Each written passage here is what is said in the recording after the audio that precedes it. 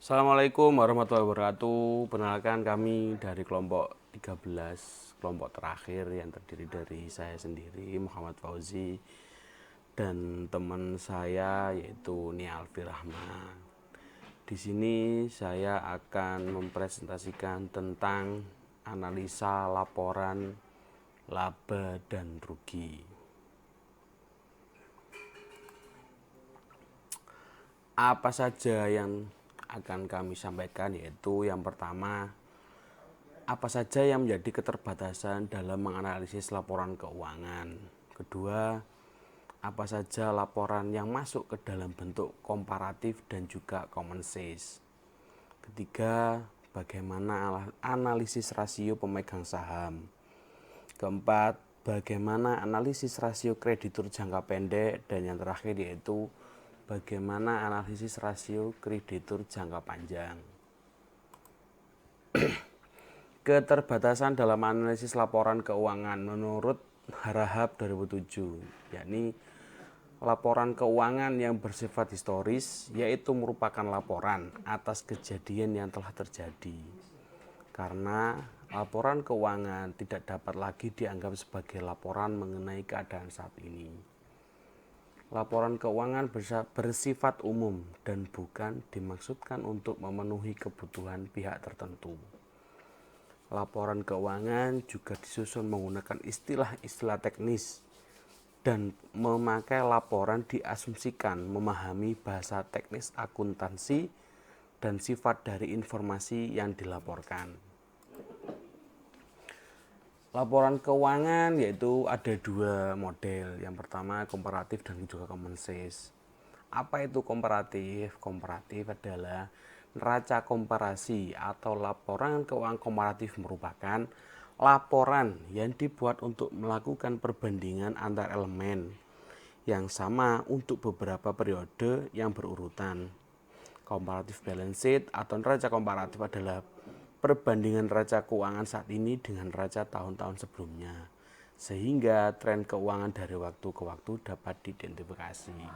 Sedangkan common sense, laporan dalam bentuk common sense, yakni membandingkan item-item dalam laporan keuangan sebagai persentase item kunci seperti aset dan pendapatan. Analisis common sense adalah membandingkan setiap perubahan dalam pos-pos dengan total aktiva atau total pasif atau total pendapatan berdasarkan suatu laporan keuangan. Selanjutnya melakukan interpretasi atas hasil perbandingan tersebut. Dengan demikian, perusahaan dapat mengetahui kondisi keuangan perusahaan dan dapat mengambil tindakan yang tepat atas informasi yang tersedia. Lanjut sekarang yakni analisis rasio pemegang saham. Apa sih analisis rasio? Analisis rasio adalah suatu metode analisa untuk mengetahui hubungan dari pos-pos tertentu dalam neraca atau laporan rugi laba secara individu atau kombinasi dari kedua laporan tersebut. Terdapat beberapa pihak yang berkepentingan terhadap analisis rasio keuangan, yaitu yang pertama manajer, kedua pemegang saham, kreditur jangka panjang, dan juga kreditur jangka pendek.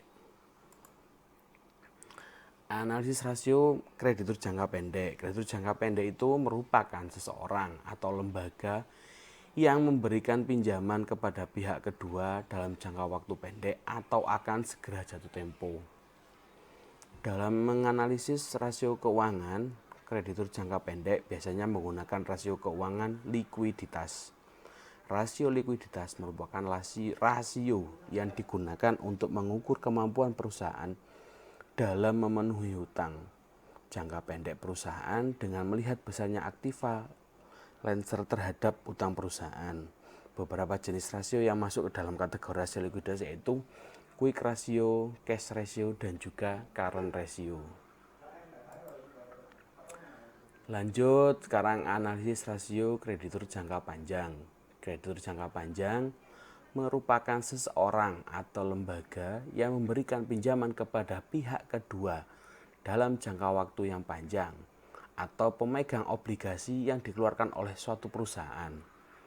Rasio yang sering digunakan oleh kreditur jangka panjang merupakan rasio solvabilitas atau hutang karena rasio ini digunakan untuk mengukur kemampuan perusahaan dalam melunasi hutang jangka panjangnya.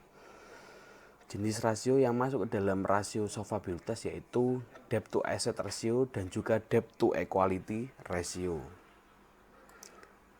Sekian dari kami, kelompok terakhir. Mungkin ada yang kurang jelas atau ada yang mau ditanyakan, monggo silahkan. Assalamualaikum warahmatullahi wabarakatuh.